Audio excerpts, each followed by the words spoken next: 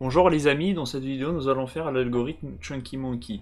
Nous avons une fonction ChunkArrayInGroups qui prend un tableau et une taille, et le but ça va être de retourner un tableau bidimensionnel, et chaque sous-tableau qui vont composer notre tableau bidimensionnel aura pour taille la valeur qui sera passée à notre paramètre size.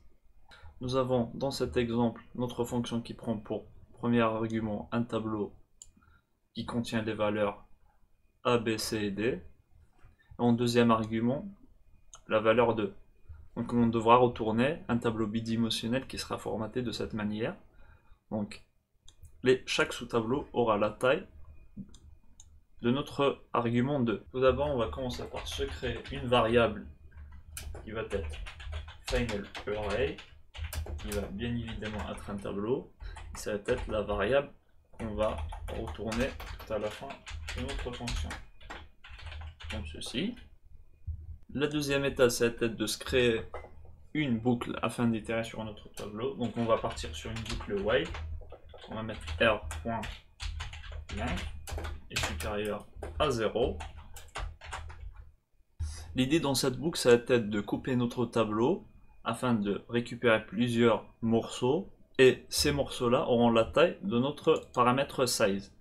Pour faire cela, nous avons une méthode en JavaScript qui est la méthode splice, qui est une méthode qui va nous permettre de modifier le contenu de notre tableau. Donc elle va prendre un début et un nombre à supprimer.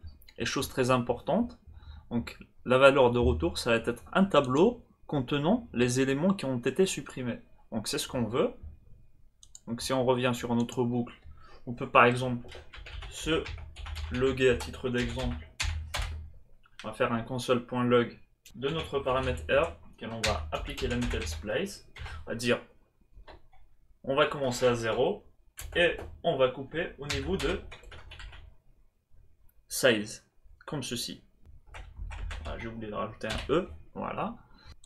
On voit bien qu'on récupère deux nouveaux tableaux sur notre console, et ces tableaux-là ont la taille de notre paramètre size.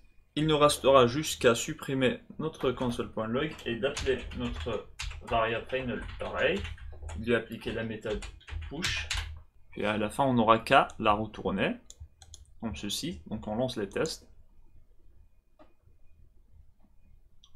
L'algorithme a l'air de fonctionner. Merci d'avoir visionné cette vidéo. N'oubliez pas de vous abonner, et une prochaine fois.